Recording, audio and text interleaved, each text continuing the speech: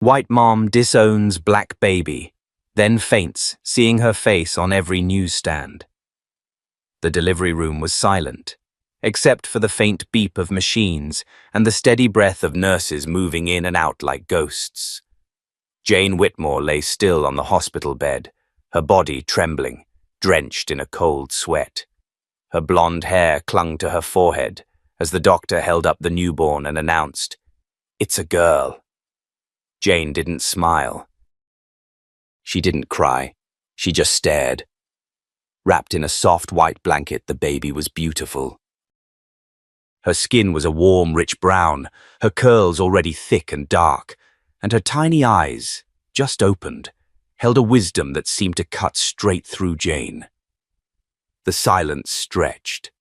The nurse stepped forward, gently lifting the baby toward her mother. "Would you like to hold her?" Jane recoiled like she'd been slapped. "No, just take her." "I can't." There was a pause. The nurse blinked, clearly startled. Then she nodded silently and backed away. From the far side of the room, Gregory Whitmore, Jane's husband, stood frozen. His skin went pale, and the corners of his mouth twitched, as if 1,000 thoughts were colliding at once and none could break through. He spoke at last. "What the hell is this, Jane?" Jane couldn't meet his eyes. Her gaze was locked on the baby, who now lay peacefully in the nurse's arms, oblivious to the chaos her presence had stirred. "She's not yours," Jane said quietly. "No kidding," Gregory hissed, stepping forward. "You cheated on me? With who?" "Jesus, Jane, what were you thinking?" Jane flinched, not at the words, at the look in his eyes. A mix of rage, betrayal, and something deeper, something colder, disgust. "She's black," he said, and the word hung in the air like smoke. Jane closed her eyes. "I didn't mean for this to happen," she whispered. Gregory shook his head, backing away. "I can't raise her, Jane. I won't. We have a reputation in this town, at church, at my job." "You've destroyed everything." The nurse hovered in the corner, cradling the infant like a fragile secret no one wanted to speak aloud. The doctor cleared his throat and gently excused himself. The room was full of people, yet no one said what everyone knew. This wasn't just infidelity. This was scandal. This was shame. This was a baby who didn't fit. The social worker came in later that afternoon. Her name was Teresa. She had soft eyes and a firm voice, and she spoke to Jane like she wasn't the worst person in the world. "You have options," she said gently, placing a folder on the small table. "Open adoption. Closed adoption. State foster care. Take your time. No decision has to be made today." But Jane already knew what Gregory expected. What her parents would say, what the neighbors would whisper, what her 2 other children, Haley and Max, would hear in the school hallways if she brought this child home. She had wanted to be brave. She had wanted to fight. But when the nurse returned, asking again if she wanted to hold her daughter, Jane turned her face to the wall. 2 days later, Jane signed the papers. She didn't name the baby. She didn't kiss her goodbye. She simply turned her face away, heart clenched like a fist inside her chest, and whispered the same line she would repeat to herself for the next 18 years. "It's for the best." Back home, everything was quiet. Gregory didn't speak to her for days, but he didn't leave either. They shared the same house, the same bed, but a chasm opened between them that never quite closed. Haley and Max, too young to understand the weight in their mother's eyes, continued their lives as if nothing had happened. They were told Jane had a health issue, that the baby didn't survive. No one questioned it. No one brought it up again, except Jane. In her mind, every night, the memories of those 2 days, the sound of the baby's cry, the sight of her curled fists, the moment Jane signed her name, and became something she didn't recognize, looped endlessly like a punishment with no end. She tried to move forward. Threw herself into motherhood with Haley and Max. Took up painting again. Started volunteering at the local women's shelter. But the silence was louder than ever. Years passed. Jane aged. Gregory climbed the corporate ladder. Haley went off to college. Max got a football scholarship. On the outside, the Whitmores were the picture of suburban perfection. On the inside, Jane was unraveling. She never told anyone the truth. Not even her therapist. The weight was too great. Then, one ordinary Thursday afternoon, everything shattered.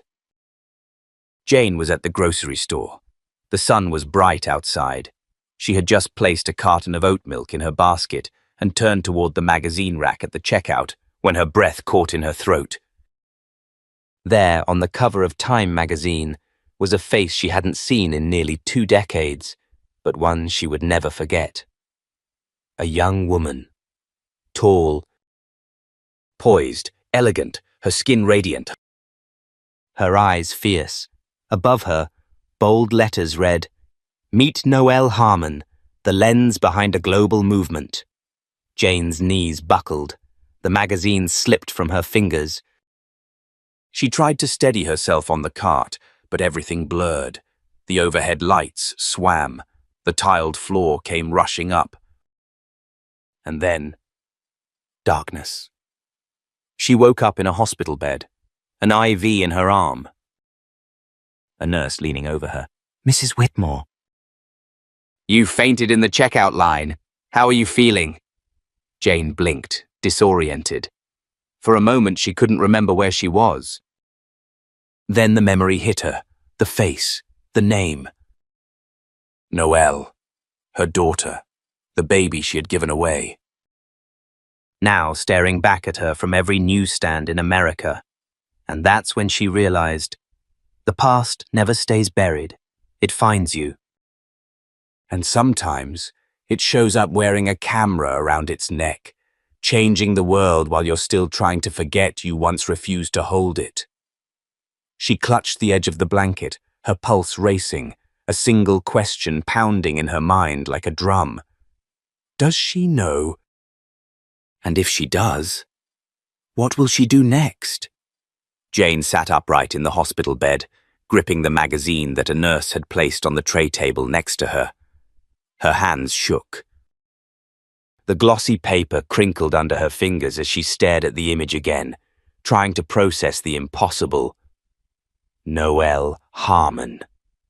The name felt like an echo of something that should never have had a voice. Her daughter. Her daughter. The one she had never held, never named, never looked at for more than a moment, before turning away. Now grown, now radiant, now everywhere. The nurse had said she fainted at the checkout line. She must have looked ridiculous, collapsing like some elderly woman in front of the freezer aisle. But it wasn't dizziness. It wasn't dehydration. It was guilt. Raw, jagged, all-consuming guilt. And now that it had found her again, it refused to let go. When Gregory arrived at the hospital, he looked tired, irritated, like he had just come from a board meeting. He walked into the room with his arms crossed, eyes immediately narrowing as he saw the magazine on her lap. "What is that?" he asked. Jane didn't answer right away. She turned the magazine so he could see it clearly. Gregory stepped closer, his gaze falling on the photo. He squinted, then frowned. "Who is this?" "That," Jane said quietly, "is our daughter." He froze. "Excuse me?" "The baby," she whispered, voice cracking. "The one we gave up. That's her." "Noelle." Gregory let out a sharp, humorless laugh. "No, that's not possible. She's 18 now." "Maybe 19. The timing fits. Look at her face, Greg." "Look at her eyes. She has mine." Gregory glanced down again, slower this time. He studied the picture. His lips parted slightly. She's successful. She's a world-famous photographer, Jane said, her voice barely above a whisper. And she was in foster care before being adopted. It says it all in the article. Gregory sat heavily in the visitor chair. He ran both hands over his face. I thought she was placed directly into adoption. That's what they told us, Jane replied. But apparently, that didn't happen. The silence thickened. Gregory leaned back in the chair and closed his eyes for a moment. So, what do you want to do? I don't know, Jane admitted. But I can't pretend I didn't see her. I can't unknow this. Gregory didn't answer immediately. When he did, his voice was low. Measured. You realize what this could mean, right? If the press connects her back to us, if someone digs into her birth records, it could explode. Your name. My name. The kids. Our friends. Our church. Jane stared at him. Is that what you care about right now? Reputation. It's not just that, he said defensively. It's everything. Our entire life is built on what we left behind. Jane looked down at the photograph. Noelle's eyes were calm, confident, as if daring the world to challenge her. I don't care about that anymore, she whispered. I just want to know who she became. I want to know if she's happy. When they were discharged later that evening, Jane kept the magazine clutched in her hands like it might disappear if she let go. In the car, Gregory drove in silence. Jane scrolled through her phone, typing Noelle's name into the search bar. Instant results exploded across her screen. New York Times profile. TED Talk feature. Times 30 under 30. Instagram, verified. Over 2 million followers. Jane clicked through, her breath catching in her throat with each photo. Noelle in Rwanda, photographing children in a refugee camp. Noelle in Paris at an art gala, wearing a gold gown and a crown of curls. Noelle with her adoptive parents, Betty and Charles Harmon, cutting a ribbon at a youth center opening in Chicago. They looked like a real family. They were a real family, and Jane was the ghost outside the window, looking in. Later that night, she sat at her kitchen table long after Gregory had gone to bed. She opened a new document on her laptop and began typing a letter.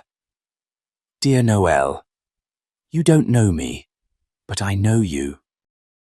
I saw you on the cover of Time magazine today, and the world fell out from under me. I was your birth mother. I made a decision 19 years ago that I have regretted every day since. I don't expect forgiveness. I don't expect a reply. But if you are open to it, I would like to tell you what happened. Not to make excuses, but to offer truth, if you're willing. Sincerely, Jane Whitmore. She stared at the words for a long time. Then she closed the laptop. She wasn't ready. The next morning, a text came from Haley. Mom, I saw something online. Is it true? Jane froze. Her fingers hovered over the phone. Is what true? She replied. About the woman on the cover of Time. People are saying she was adopted. That she's from Portland. That her real mother gave her up. How would Haley know that? Who was talking? Jane's heart pounded. She typed slowly. We should talk tonight. When Haley showed up that evening, her face was tense. She stepped into the kitchen and got straight to the point. You gave up a baby? Jane swallowed. Yes. Because she was black. Yes. But it's more complicated than that. Haley's jaw clenched. That's disgusting. I know. No, you don't. You don't get to say I know and expect it to go away. Jane nodded. You're right. Haley folded her arms. I have a sister, and you lied about it my whole life. Jane's voice cracked. I was ashamed. And scared. And wrong. Haley didn't speak for a while. Then, softly, she asked, "Does she know?" "I don't think so." "Not yet." Haley shook her head. "You need to tell her." Jane nodded again. "I know." Outside, rain had begun to fall. Inside, for the first time in 19 years, something began to break. Not apart, but open. And Jane wasn't sure if it would bring redemption or ruin. She only knew one thing. She couldn't turn away this time. Jane parked her car 3 blocks away from the Portland Museum of Art. The rain had just stopped, leaving the streets slick and glistening under the streetlights. She didn't know what she was doing here. She had no plan, no invitation, and no idea what she would say if she came face to face with Noelle. But she knew she couldn't stay home. Not tonight. Not after everything that had come pouring back into her life. Noelle's exhibition, Through Our Eyes, was opening that evening. Jane had seen the posts online, Facebook, Instagram, even LinkedIn. She followed them silently, without liking, without commenting, but clinging to every image like it was oxygen. As she approached the museum entrance, she caught glimpses of guests through the tall glass walls, elegant, stylish people holding flutes of champagne and nodding thoughtfully at massive framed photographs. There were posters everywhere featuring Noelle's face. Her eyes, large and commanding, stared out from every corner like a challenge Jane was terrified to answer. She stood across the street, hands shoved deep in the pockets of her coat, heart hammering, and then, through the museum doors, Noelle appeared. Tall. Striking. She wore a fitted black jumpsuit and deep red lipstick. Her hair was up in a crown of curls, and a press badge was clipped to the edge of her pocket. She looked confident and at ease as she moved through the crowd, laughing with guests, posing for photos. Jane's knees almost buckled. She leaned against the street lamp, staring. She had been terrified that Noelle might look unhappy, lost. Instead, her daughter looked like she belonged, right here, in this world of light and admiration and success. Jane took a step back, about to turn around, when a familiar voice rang out beside her. "You came!" Startled, she spun around. Haley stood there, arms folded, eyes narrowed. "I figured you'd try to sneak around instead of just walking in like a normal person." Jane blinked. "What are you doing here?" "I called in a favor. Got an invite." "Figured I'd see for myself. You shouldn't be here. If Noelle sees us..." "If she sees us, then it's real, isn't it?" Haley shot back. "You can't hide from her forever, Mom." Jane looked down, ashamed. "I don't want to cause a scene. This is her night." "She's not a child anymore," Haley said, softer this time. "She doesn't need you to protect her from a truth she's already chasing." There was a pause between them, heavy with all the things they hadn't said. "I wrote her a letter," Jane said quietly, "but I couldn't send it. I kept thinking, maybe she's better off not knowing." Haley exhaled. "Better off not knowing that her mother was watching from across the street like some criminal?" Jane swallowed. "I thought I was doing the right thing. Back then." "You were doing what was easy," Haley said. No accusation in her voice now, just resignation. "And now it's hard." Jane nodded, her eyes burning. Across the street, a photographer snapped Noelle's picture as she stood next to a large portrait, a young black girl sitting alone on a swing, staring straight into the lens. "She's powerful," Jane murmured. "She's everything I didn't have the courage to be." Haley tilted her head. "Maybe. But you're here now. And that counts for something." At that moment, a woman stepped outside the museum, scanning the crowd. It was Noelle's adoptive mother, Betty Harmon. Jane recognized her from the photographs, slightly older now, with soft grey curls and eyes that radiated warmth. She walked toward Jane and Haley with quiet confidence. "Are you Jane?" she asked gently. Jane froze. "Yes. How did you—" "I saw you through the glass," Betty said. "Noelle saw you too." Jane's stomach dropped. Betty smiled, though it didn't quite reach her eyes. "She asked me to come invite you in, if you're willing." Jane couldn't move. "She knows who I am." "She knows enough," Betty replied. "And she has questions." Haley nudged her mother forward, gently. "This is it, Mom." Inside, the air was warm and humming with voices and music. Jane's steps felt slow and uncertain as she walked behind Betty. Guests parted like water as they made their way through the gallery. Some looked curious. Others didn't notice her at all. She was invisible to most of them, and yet she felt like a spotlight followed her with every breath. Then she saw her again. Noelle, standing beside a series of portraits, children, mothers, fathers, all caught in raw, honest moments. Jane saw one that nearly made her collapse, a photo of a baby bassinet in a hospital room alone, sunlight casting long shadows across the floor. It wasn't a portrait. It was a memory. Noelle stood beside it, watching Jane as she approached. They locked eyes. Time didn't stop.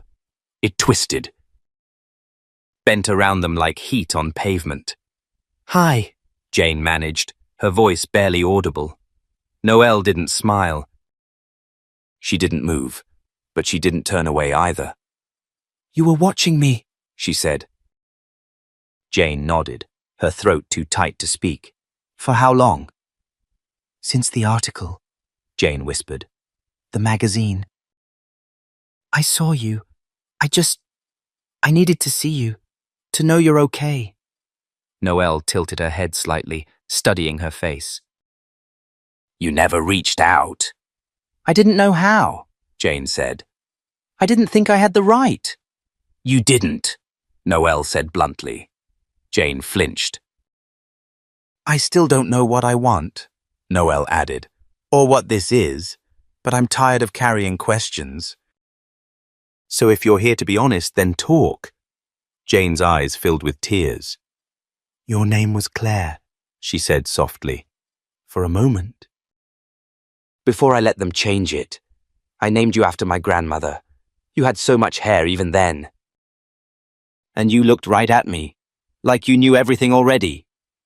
Noelle said nothing, but her eyes glistened. "I was afraid," Jane continued. "Afraid of what people would think, afraid of my husband, afraid of losing everything. So I gave up the one thing I never stopped wanting." She reached into her coat and pulled out an envelope. Inside was the letter, the one she couldn't send.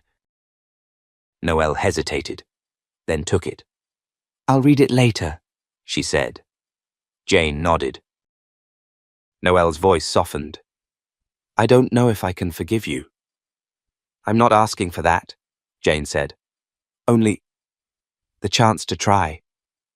From behind them, a camera clicked.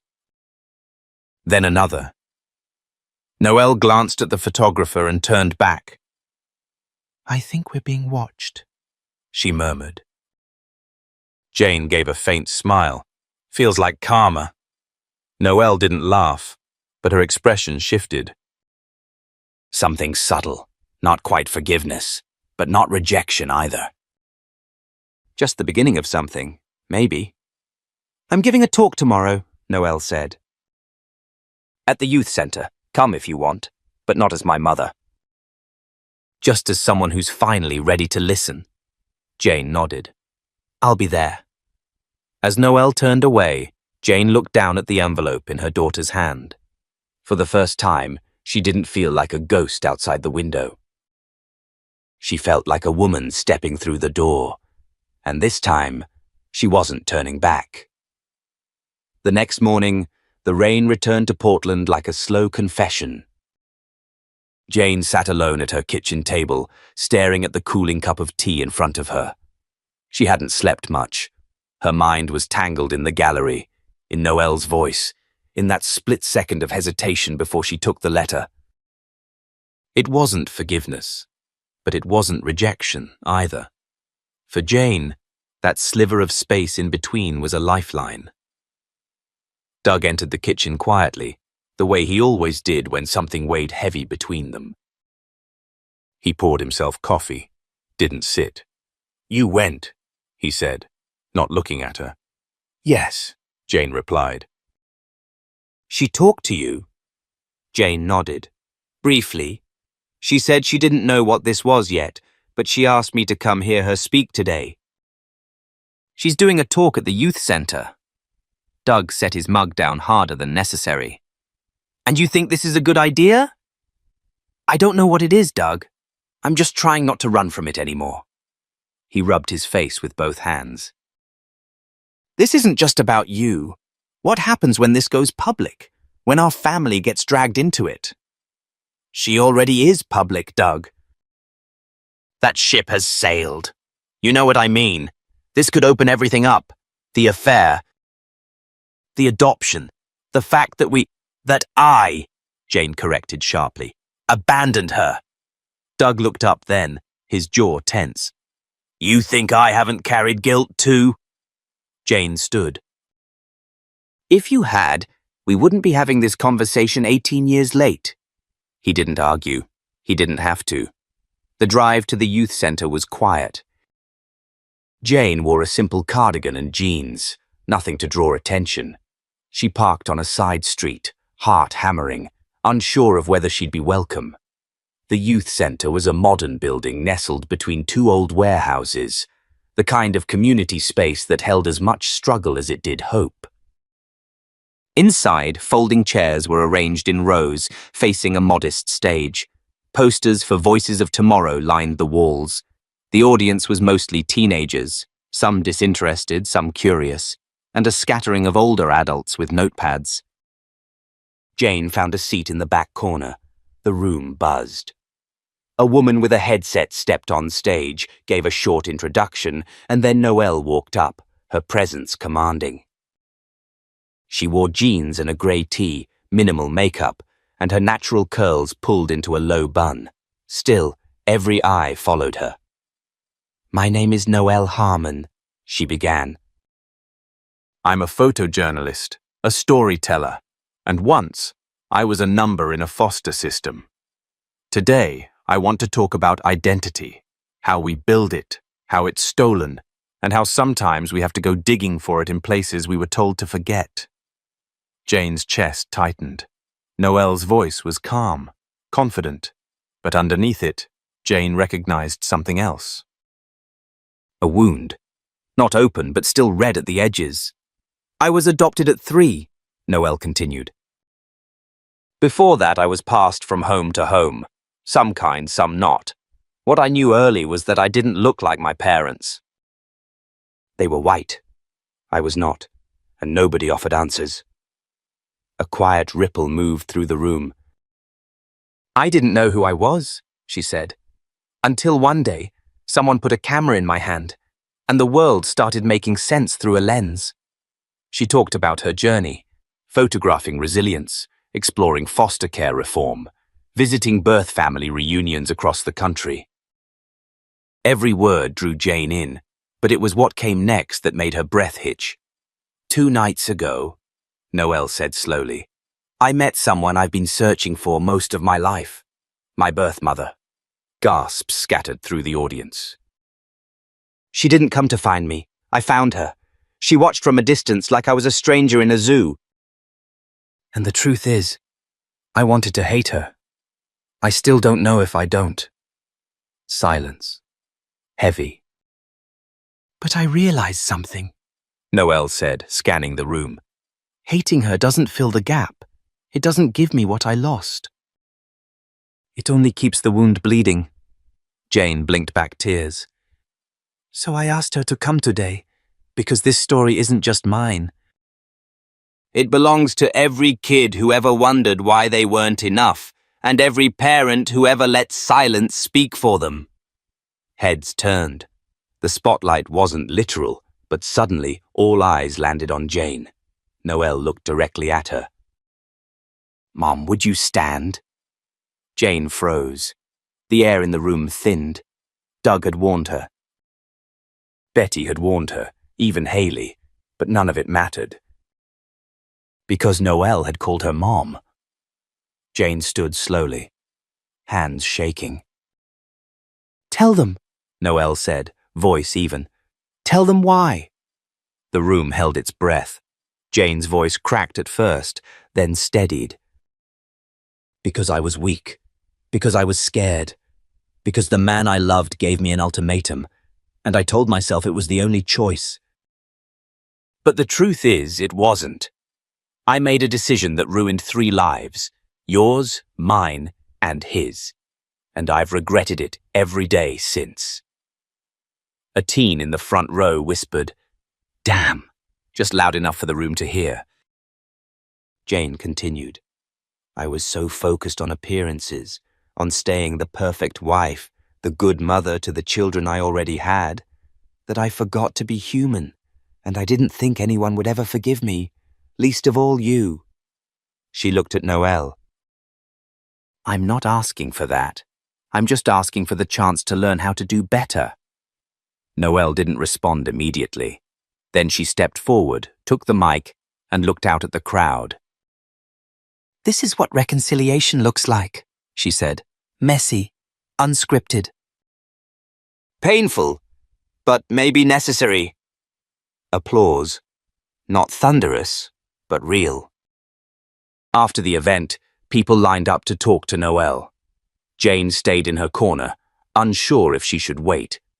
Then Betty appeared at her side. "You were brave," she said. "I was shaking," Jane admitted. "Bravery's not about still hands," Betty replied. "It's about showing up anyway." Then Haley approached, her eyes misty. "You did good, Mom." "She called me Mom," Jane whispered. "I heard," Haley said. That was the real standing ovation. As they stepped into the Portland rain together, Jane didn't know what tomorrow would bring. But today, she had stood. And that mattered. The evening after the youth center event, Jane sat on the edge of her bed, staring at the envelope Noelle had slipped into her hand just before they parted. It was small and unassuming, her name written in strong black ink across the front. Her fingers trembled as she slid it open. Inside was a single photograph.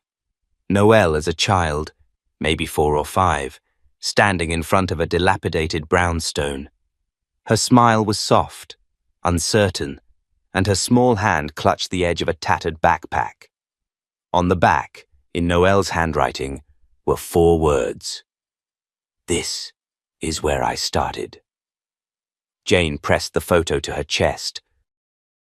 The weight of what Noelle had lived through felt suffocating. The comfortable silence of her own home now felt like a betrayal. Doug knocked and entered cautiously. "Everything okay?" "She gave me this," Jane said, holding up the picture. Doug sat across from her, the tension in his shoulders visible. "She's trying, Jane." "That's more than I thought we'd ever get." Jane nodded. "But I keep thinking, how much pain she had to carry alone. While we moved on." Doug didn't speak right away. "I never moved on," he said finally. "I just got good at pretending." Jane looked at him, really looked, for the first time in years, perhaps. The guilt etched into the lines on his face, the fatigue behind his eyes. "Why didn't we ever talk about her?" "Because we didn't know how," he admitted. "Because every time I thought about her, I saw the worst version of myself, and I was afraid if I said her name out loud, you'd remember who helped make that choice." Jane lowered her gaze. "It wasn't just you. But I gave the ultimatum," he said, "and I never once gave you a chance to fight it. I wanted control." Not family. They sat in silence for several minutes, the photo resting between them like an artifact of all their failures. The next morning, Jane found herself outside of a small cafe in northeast Portland, the address scrawled at the bottom of a text from Noelle. Saturday, 9 a.m. I'll bring the records. When Noelle arrived, she wasn't alone. A tall man in his early 50s walked beside her, grey dusting his tight curls, a worn satchel slung over one shoulder. His posture was guarded but not hostile. Noelle introduced him simply. "This is Marcus. He was one of the few foster parents I stayed with who actually gave a damn." Jane stood awkwardly. "Thank you for taking care of her." Marcus nodded. "She didn't need much, just someone who didn't treat her like a broken part." They sat together in a quiet corner booth. Noelle pulled out a thin manila folder and laid it on the table. "These are the agency records," she said. "I had to request them 3 times. Even with my platform, it was like pulling teeth." Jane opened the folder, her breath catching. There were familiar documents, her signed relinquishment, the social worker's report, Noelle's birth certificate. But then a page Jane had never seen before. A note attached 6 weeks after Noelle's birth, labeled Retraction Inquiry. In shaky handwriting it stated, "I changed my mind. I want my daughter back. Please advise." Jane stared at it. "That's not mine," she said, voice hollow. "I never wrote this." Noelle watched her carefully. "I didn't think it was. The handwriting doesn't match the other documents." Marcus leaned in. "We think someone else tried to get you back, Jane. Doug." "Rick?" Her mind reeled. "Do you know who might have done this?" Noelle asked. Jane shook her head slowly. "The only person who wanted to keep you was Rick, but I told him not to come back. I shut the door." "What happened to him?" Noelle's voice was tight. "I don't know," Jane said. "We never spoke again after the day I told him I was pregnant. He offered to help and I told him it was over, that I was staying with my husband." Noelle's jaw clenched. "So he could have tried." Jane swallowed hard. "Maybe. But if he did, he never told me." There was another silence, one layered with grief and questions no one had answers for. Then Noelle reached into her satchel and pulled out a second photo. It was Jane, younger, her hair longer and pulled back, holding a camera and laughing. It had been taken during a college photography retreat. "I found this at the agency," Noelle said. "No name, no date, just paperclip to my file." Jane blinked. "I never gave them that." Marcus cleared his throat. "Maybe someone else did." A cold thought crawled up Jane's spine. "What are you saying?" Noelle tapped the photo gently. "Someone didn't want me to forget you. Even if you wanted to forget me." Jane stared at the photo. Somewhere in the agency, someone had left behind a breadcrumb, a reminder. A truth that wanted to be known. "I don't understand," Jane whispered. But Noelle looked at her with something like sympathy. "You weren't the only one who regretted their choice," she said softly. Jane looked between her daughter and the man who had helped raise her when no one else would. Then Noelle spoke again. "I'm planning a follow-up to my exhibition," she said. "A series on truth, on origins. I want to include our story, if you're willing." Jane's stomach flipped. "You want me in it?" "I want the truth," Noelle said. "As raw as it is, you don't have to be perfect. You just have to show up." Jane nodded slowly. "Then I will." Noelle nodded back. No smile, not yet. But something softer than before passed across her face. After the cafe, Jane walked home in the drizzle, the folder tucked under her arm. Somewhere out there, a man named Rick might still carry his own regret. Somewhere in a storage box, there might be more clues, more answers. But for now, Jane had something she never thought she'd earn, a second beginning. And this time, she wouldn't run from it. Jane stood on the balcony of her bedroom, the soft rustle of the wind brushing through the autumn trees below. In her hand was the same old photograph Noelle had given her, the one taken from the adoption agency, the one Jane never remembered giving them. She kept staring at it, not just because of the photo itself, but because of what it meant. If she hadn't given it, who had? Her mind spiraled. Rick. Could he have taken that photo, submitted it behind her back, or had someone at the agency done it, someone who knew what they were about to erase and quietly left a piece of truth in the file? Before she could get too deep in her thoughts, the door creaked open. Doug stepped in. He looked like he hadn't slept in days. "You okay?" he asked cautiously. Jane didn't look at him. "She's putting us in her exhibition." "A new one, about truth?" Doug leaned against the doorframe, silent. "I said yes," Jane added, finally turning to face him. "She said I don't have to be perfect, just honest." Doug nodded slowly. "That's more grace than we deserve." Jane crossed her arms, her tone turning sharper. "Did you know anything about that picture in her file?" He looked genuinely confused. "What picture?" She held it up to him. He blinked. "That's you. Where was that taken?" "College trip. My roommate took it." "I never gave it to anyone. And yet it ended up in her file at the agency." Doug stepped forward slowly, examining it. "You're saying Rick might have submitted it?" "I'm saying I don't know." "But someone wanted her to remember me." Doug sat on the edge of the bed, hands clasped between his knees. "Jane, I lied to you again." She froze. "I told you I tried to get her back after you signed the papers," he began. "That much was true. But I didn't tell you I found Rick, that I spoke to him." Jane's chest tightened. "You what?" "It was a few months after the adoption was finalized. I hired a guy, the same one who found the photo. He tracked Rick down in DC.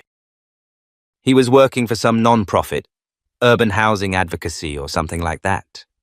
Jane sank onto the bench across from him. "Why didn't you tell me?" "Because I was ashamed. Because I thought maybe if he was still in the picture, it was his responsibility." "Not mine. I figured if he cared enough, he'd find her, raise her." "I didn't have the courage to do it myself." Jane was speechless. Doug looked up at her, eyes bloodshot. "He said he'd tried." "He had gone to the agency, just like I had. But they stonewalled him, told him she was already placed."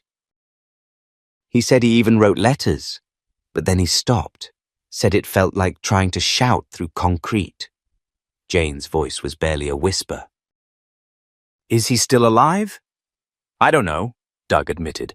"We didn't keep in touch, but I never forgot what he said to me before we hung up." "What?" "He said, 'You can bury the truth all you want, but one day she's going to dig it up. And I hope, for her sake, you're man enough to face it when she does.'" Jane felt a chill run down her spine. "You knew all of this, and you still let me carry the guilt alone," she said, her voice shaking.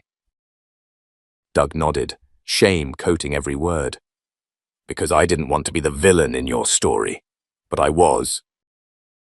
"I am." Jane looked at him, eyes filled with years of pain and revelation.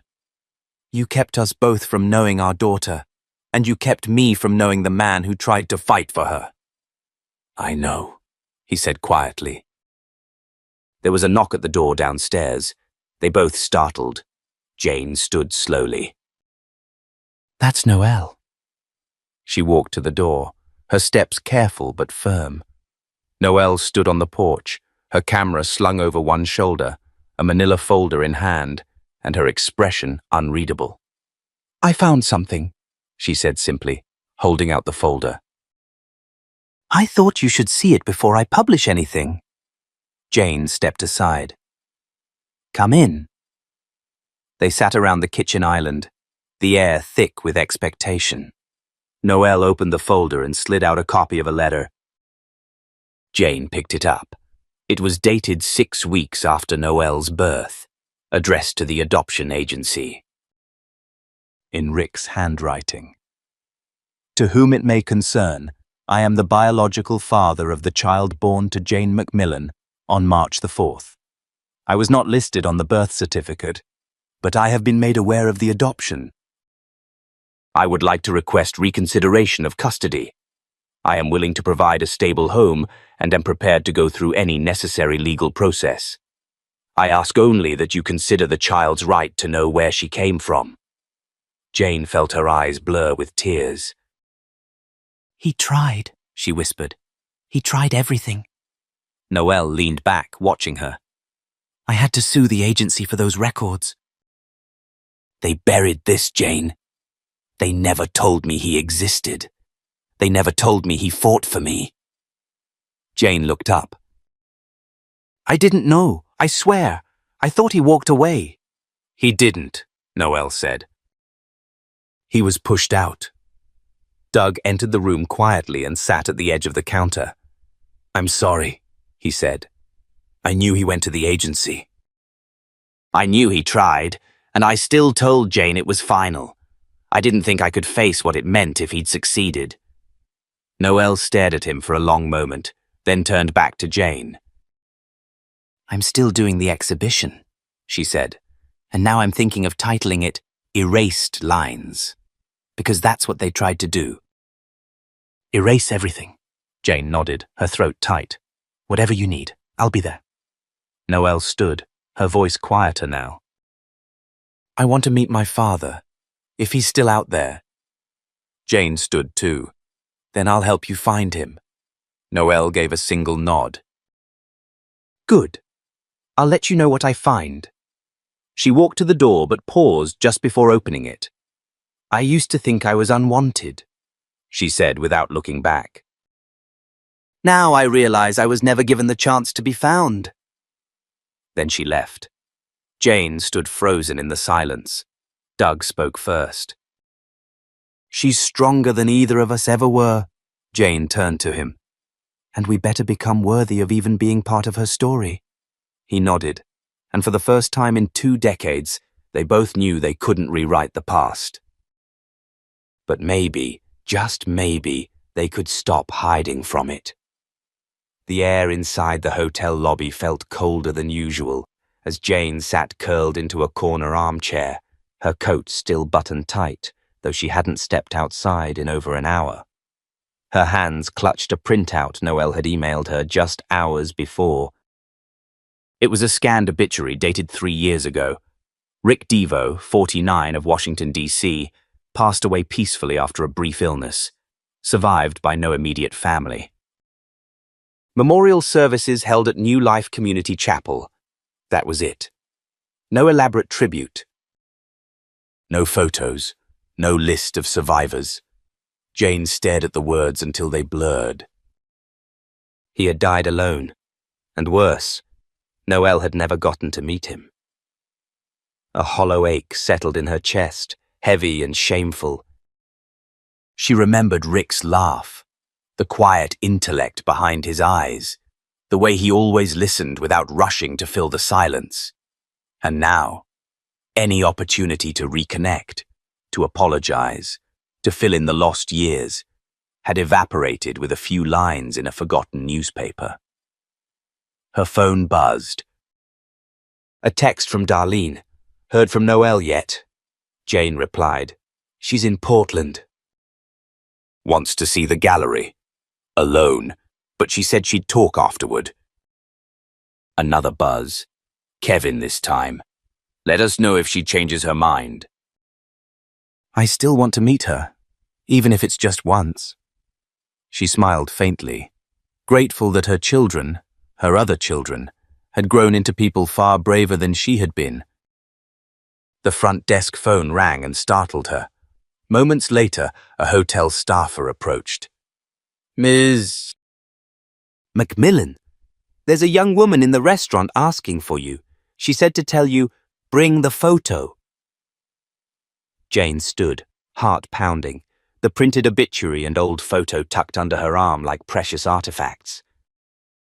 She walked briskly through the lobby, past murmuring diners and clinking silverware, until she spotted Noelle seated at a window booth, nursing a glass of iced tea. Noelle looked up but didn't smile. Sit. Jane obeyed. I found the cemetery, Noelle began without preamble. Rick's buried in a public lot, unmarked. No headstone. Just a plot number on a city record. Jane swallowed. I'm so sorry, Noelle. I'm not telling you for sympathy, she said, voice level. I'm telling you because I'm tired of chasing ghosts. If I'm going to know where I come from, I need to know the whole thing, the ugly parts too. Jane pulled the photograph from her coat and laid it gently on the table. It was the only picture she had of Rick, snapped during a company retreat. He stood near a lake, sleeves rolled up, the wind catching his collar. There was sunlight in his smile. Noelle picked it up carefully. Her expression softened. He looked kind, she said. He was, Jane replied. I didn't deserve his kindness. Noelle nodded. That's the part I'm starting to understand. People keep talking about what I deserved or didn't. But it's not really about that, is it?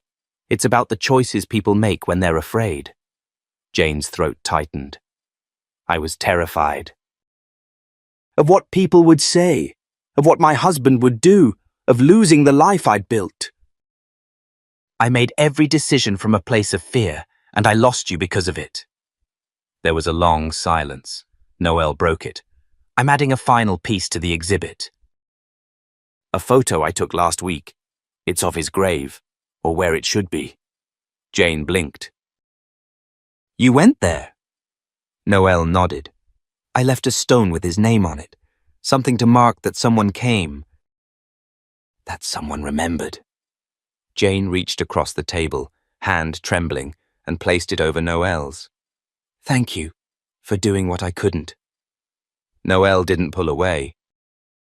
I think it's time the world hears the real story, she said quietly. Not the version tied up in shame or secrecy. The truth. About what happened. About who I am. About who he was. Jane took a breath. Then tell it. I'll stand beside you. You will? I have to, she said. It's the only way forward. A server approached, and they both fell silent as he poured water and cleared empty plates. When he left, Noelle finally smiled, just slightly. I'm going to dedicate the exhibition to Rick, she said, and to you. Jane's eyes welled. I don't deserve that. It's not about deserve, Noelle said. It's about telling the truth, even when it hurts. Jane nodded slowly. And what happens after the truth is out? Noelle leaned back. Then we see who has the courage to stay. Jane blinked back tears. I'm not going anywhere this time, she whispered. Noelle didn't answer. But she didn't move her hand either. Outside, the sun had begun to set. Shadows lengthened across the pavement, as if the world itself was preparing to turn a page. Jane didn't know what tomorrow held, whether Noelle would ever call her Mom, or if they would ever be more than this fragile beginning. But sitting there, hand in hand with the daughter she had once let go, she finally felt something like redemption flicker at the edge of her grief. The story wasn't finished, not yet. The night of the exhibition opening in Portland came with rain, soft, cold, persistent. The Mercer Gallery glowed against the grey drizzle, its windows alive with warm light and silhouettes of people milling beneath framed images. Jane stood outside under a shared umbrella with Kevin and Darlene. Her hands were cold, despite her gloves, her stomach tight with anticipation. You don't have to do this if you're not ready, Darlene said gently. I do, Jane replied. Not just for me. For all of us. They entered together, shoulders squared. Inside, the gallery buzzed with hushed voices, the soft click of camera shutters, and the rustling of programs. Noelle's photographs lined the walls, each one raw, intimate, and haunting. Her work had evolved, more layered now, less about presentation and more about truth. People moved slowly from frame to frame, reading captions, wiping away tears, exchanging glances. Jane spotted familiar pieces, the hospital bassinet, the series of foster homes, but also new ones.